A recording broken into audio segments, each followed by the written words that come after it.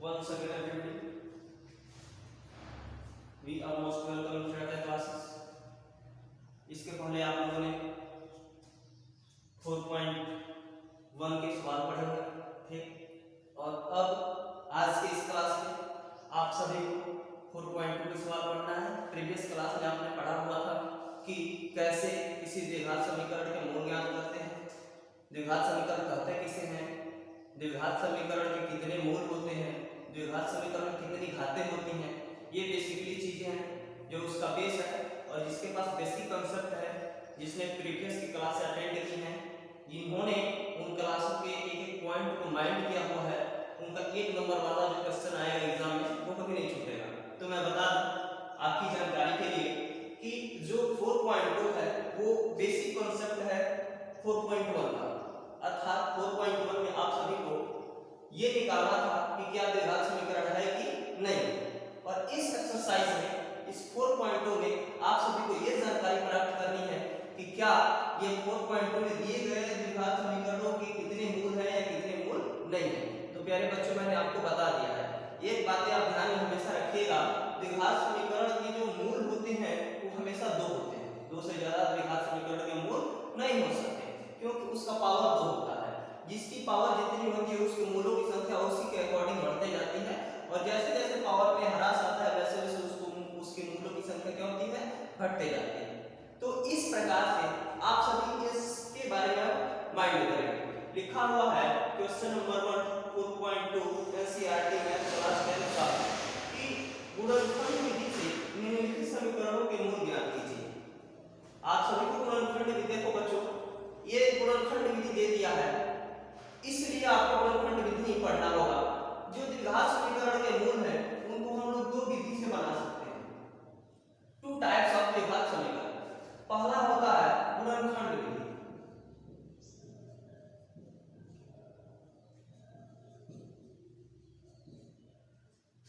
और दूसरा होता है श्रीधराचार्य।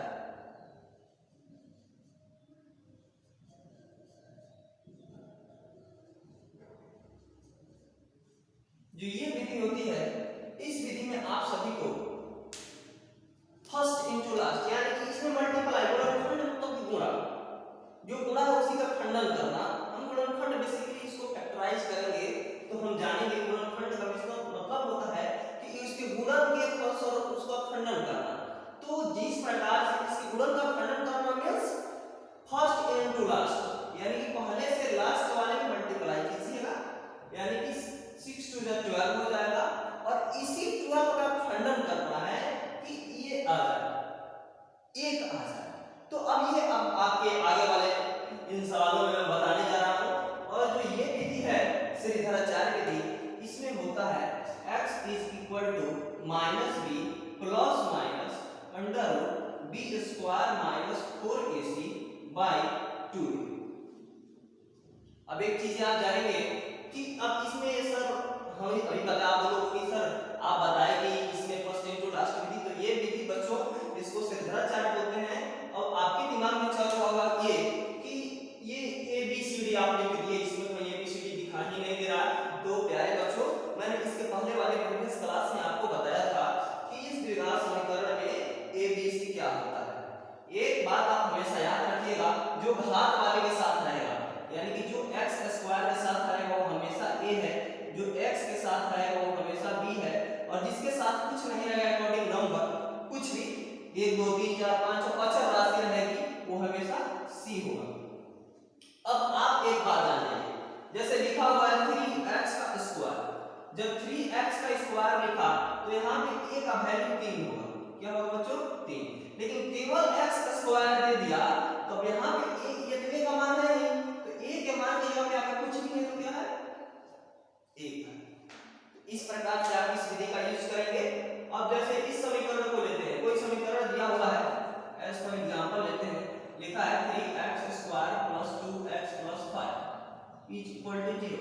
अब कहता है कि इसमें ABCD ज्ञात कीजिए, तो आपको भी मैं बताया हूं, जो x का स्क्वायर के अकॉर्डिंग आता है वो a है, x के अकॉर्डिंग आता है b है, जो अचर राशि के अकॉर्डिंग आता है c है। तो यहाँ पर x स्क्वायर के साथ आपका 3 आया है तो a = 3, b = आपका हो गया 2, x के साथ आया है और c अकेला है तो आपका एक बात याद रखेंगे, जब यहाँ पे माइनस में दिया रहेगा तो आप c का मान माइनस में लिखेंगे। ये किसी भी एरिया में माइनस में लिखा रहता है तो माइनस में लिखेंगे। मैं इसलिए माइनस में नहीं लिखा हूँ क्योंकि ये माइनस में मैंने नहीं लिखे थे। चलिए तो अब आप आगे की सवाल को सॉल्व करेंगे, देखते हैं क्या होता है। बहुत बहुत इजी सवाल है बच्चे, अगर यदि आप माइंड करते हैं तो कोई बड़ी बात नहीं है, आप इसको खेल खेल में सीख जाओगे, ज्यादा आपको परेशानी भी नहीं होगी। हाँ, लेकिन पॉजिटिव थिंकिंग सबसे जरूरी है। जिसके पास पॉजिटिव साइन है वो किसी भी काम को कर सकता है, कोई भी चीज बड़ी नहीं होती। लेकिन जो हमेशा देखो समाज का भी प्रभाव पड़ता है, प्रत्येक पर्सन प्रत्येक व्यक्ति विशेष के पीछे उसके समाज उसके सोसाइटी का विशेष प्रभाव होता है। अगर यदि आपके माइंड में हमेशा नकारात्मक विचारधारा है तो आप कभी नहीं बना पाएंगे। आप सोचिए कि हाँ मेरे बस का है, मैं ही कर सकता हूँ, मेरे सिवा कोई नहीं करेगा, तो आप इसको आसानी से बनाओगे, कभी भी आपको कहीं दिक्कतें नहीं आएंगी। और आप वीडियो देखते रहिए और चैनल को सब्सक्राइब करना ना भूलें। तो लिखा है बेल आइकन को इधर दबा दीजिए ताकि आपको नोटिफिकेशन मिलता रहे। लिखा है x² - 3x - 2। First into last video में मैंने बताया था कि आपको करना क्या होता है, आपको करना होता है कि पहले से अंतिम वाले में मल्टीप्लाई करना होता है। पहला 1 है, x के जगह पर बताया कुछ नहीं तो 1 है, अंतिम वाले के जगह पर 10 है, तो 1 × 10 = 10। इसको ऐसे तोड़ना है कि -3 आ जाए, तो अब इसको कैसे तोड़ोगे? 10 तो 5 और 2, यानी कि 5 के पहाड़ा जब आप 2 पे पढ़ोगे तो आपका 10 आना ही आना है, और 5 में से 2 को घटाइएगा तो भी आपका 3 आना ही आना है। तो एक चीज ध्यान रखिएगा, हमको माइनस में लाना है प्लस में। अगर यदि आप यहाँ पे प्लस देते हो तो ये जुट जाएगा, 5 को 2 7 हो जाएगा, 5 × 7, ये आपकी प्रॉपर्टी गलत हो जाएगी। आपको यहाँ पे माइनस में लाना है तो आपको करना ये होगा -5 + 2, या ऐसे करना होगा 5 - 2, ऐसे आप लिख सकते हैं। और इसके बाद आप इसको आसानी से बना भी सकते हैं।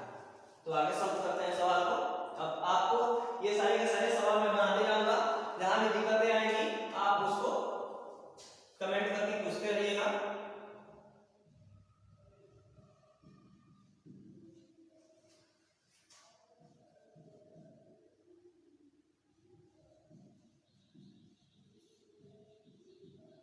देखिए क्या हुआ, मैंने इसको तोड़ा, 5 को 10 कर दिया, माइनस में से जब प्लस जाता है तो माइनस में आता है, जब डिजिट बड़ी होती है। जब यहाँ पे डिजिट छोटी होती है बड़ी डिजिट जाती है तो हमेशा प्लस में आता है, ये माइंड में रखिएगा। अब देखिए पेयर हो गया, इस पेयर में से कॉमन लेंगे। कॉमन वही चीजें होती हैं बच्चों जो दोनों में हो, तो दोनों में देखो क्या है, इन दोनों में x है, इन दोनों में 2 है, तो हम पहले x ले लेते हैं। तो 2x है, 1x बाहर निकालिए तो 1x बचा, ये माइनस का माइनस x बाहर निकल गया तो ओनली 5 बचा। यहाँ पे +2 कॉमन लीजिए तो x बचा, और यहाँ पे माइनस का माइनस है, 2 का 5 बार पढ़ेंगे तो 10 आ जाएगा, और यहाँ पे जी यहाँ पे x।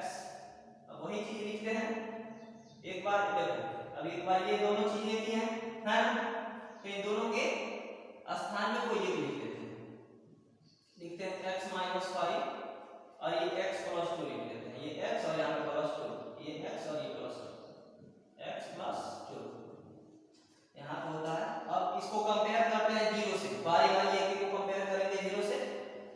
x - 5 = 0, इसलिए x - 5, इसलिए x देखो जब माइनस में है, जब इस साइड चेंज होता है तो इसका चिन्ह परिवर्तित होता है, माइनस में तो प्लस में हो जाएगा, और यहाँ पे x + 2 = 0, तो ये x = -2, अतः इसके मूल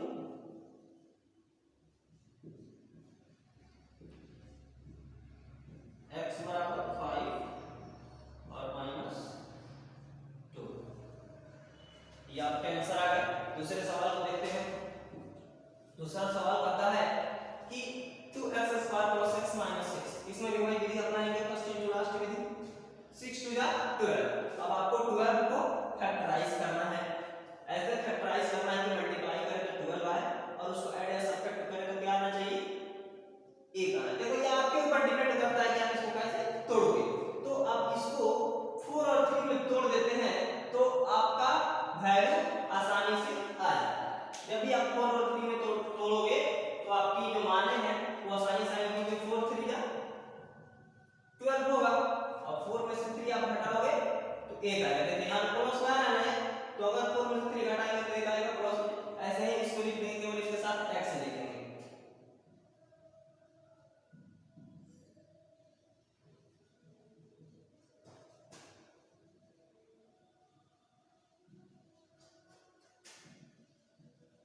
यहाँ पे भी पेयर हो गया, तो इस पेयर से कॉमन लेते हैं 2x, क्या लेते हैं 2x, तो x बचेगा 2 का 2 बाहर निकल गया, 2 में x में 6 बाद में मिलेगा 1x, यहाँ पे केवल x बचेगा प्लस 2 2 जा 4, यहाँ पे केवल 2, यहाँ से -3 कॉमन लेते हैं तो x प्लस 2, माइनस इसलिए कॉमन लिया बाबू क्योंकि माइनस कॉमन लेने का पर्पस है कि मेरी जो आ रही है बीच में ब्रैकेट में जो भी मेरा वैल्यू आ रहा है दोनों इक्वल होना चाहिए, जब तक सेम नहीं होगा तब तक आपकी ये प्रॉपर्टी है जो आपके सवाल है ऑटोमेटिकली गलत हो जाएगी, उसको गलत साबित करने की जरूरत नहीं।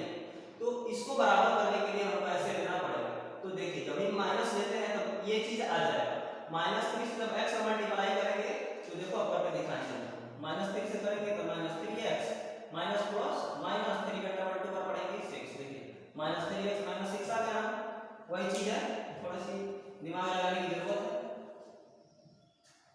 अब इसमें भी एक लेते हैं x प्लस 2 और एक लेते हैं 2x माइनस 3, यहाँ पे हो जाएगा, अब 0 से कंपेयर करते हैं बारी बारी दोनों को, x plus 2 is equal to 0, इसलिए x इज इक्वल टू -2, यहाँ पे 2x माइनस 3 इक्वल टू 0, इसलिए 2x इक्वल टू -3 लेते जाएगा तो प्लस में 3 और x इक्वल टू 3/2, अतः समीकरण के मूल x इक्वल टू -2 और 3/2, ये आपका आंसर आ गया।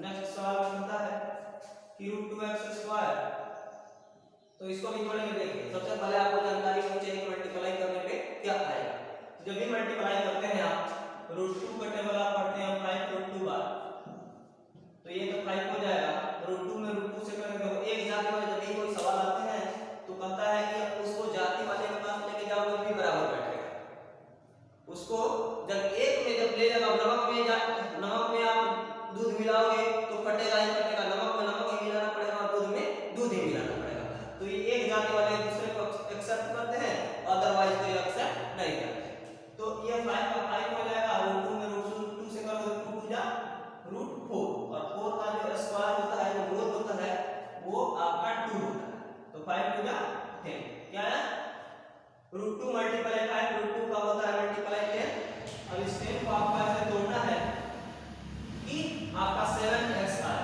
तो 7x 5 2 जा 10, क्या लिखेंगे 5x मल्टीप्लाई 2x, तो 5 2 जा 10, x में x से करेंगे तो x², ये देखिए आ 10x² आ गया।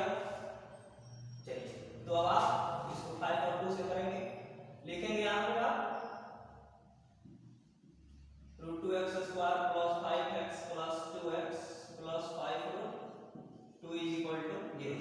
अब एक बात आप समझिए, जहां पे 2 होता है तो इक्वल टू होता है √2 मल्टीप्लाई √2, अर्थात √2 मल्टीप्लाई 2 यानी कि 4 और 2 का स्क्वायर होता है √4, तो हम इसके जगह पे अगर यदि केवल 2 है तो हम इसके जगह पे ये चीज लिख सकते हैं, गलत नहीं, इसमें से क्या कॉमन निकल सकता है बाबू, x निकल सकता है, तो यहाँ पे √2x प्लस 5, अभी मैं बताया हूँ 2 के जगह पे 2 √2 होता है, तो इस 2 के पास से हम एक √2 ले लेते हैं, तो यहाँ पे एक √2 बचता है, तो वो √2 हम लिख देते हैं और ये x लिख देते हैं, और इस 5 √2 में से 2 निकल गया तो केवल 5 बचा, यहाँ पे अब क्या हो जाता है, यहाँ पे होता है √2x plus 5 x plus √2 equal to 0। अब इसको 0 से कंपेयर कर लो तो लिखते हैं √2x प्लस 5 इक्वल टू 0, इसलिए √2x इक्वल टू प्लस में है, इधर जाएगा तो माइनस में, x इक्वल टू -5/√2। दूसरा कहता है x प्लस √2 इक्वल टू 0, इसलिए x इक्वल टू -√2, अतः समीकरण के मूल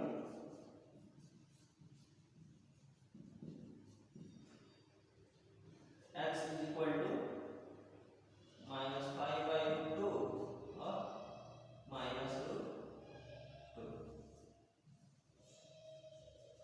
ये आपका आंसर होगा।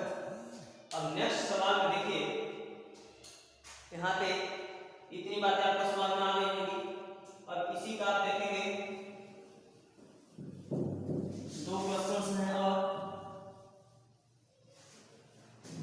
इसका 4 नंबर और 5 नंबर।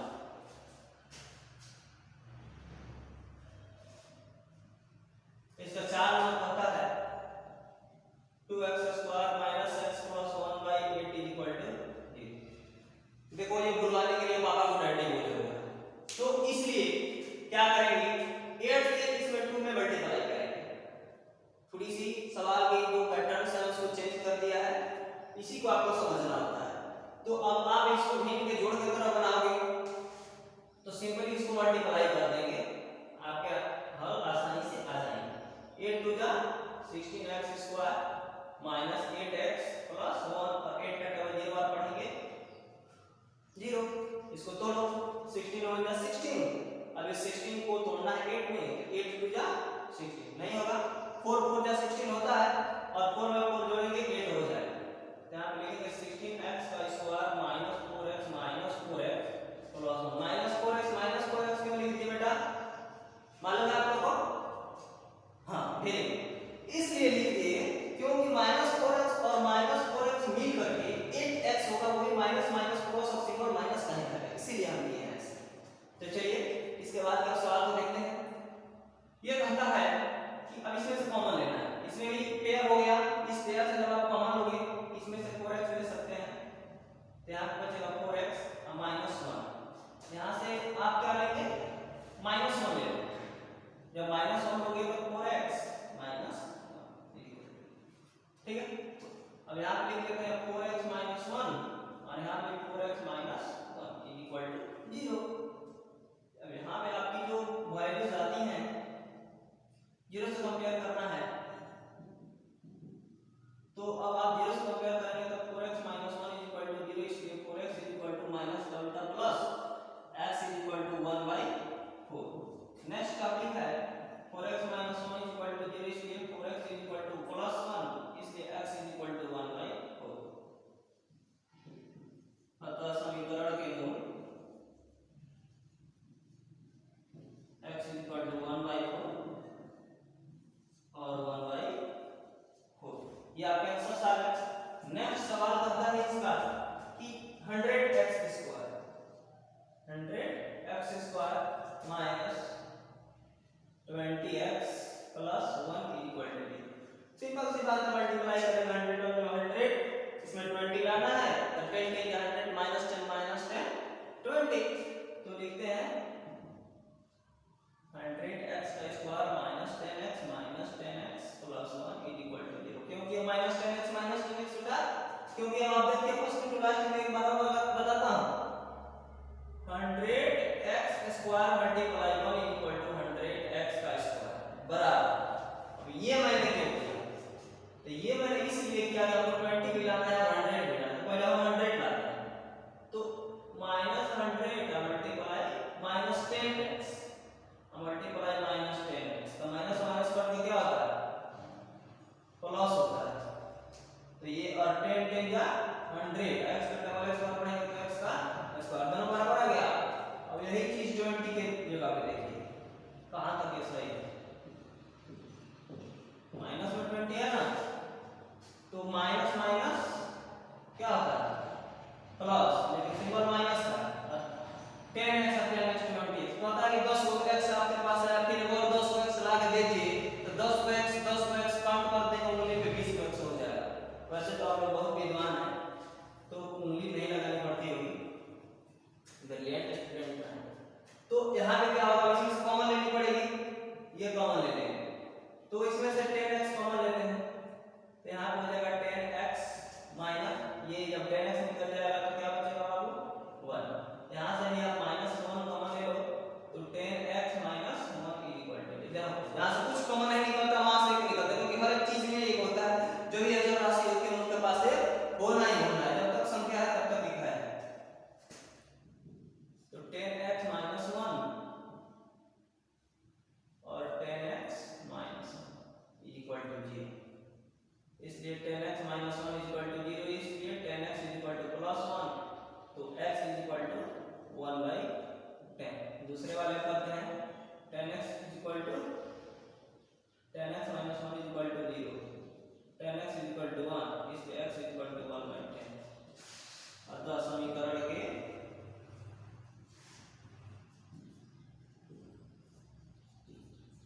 मूल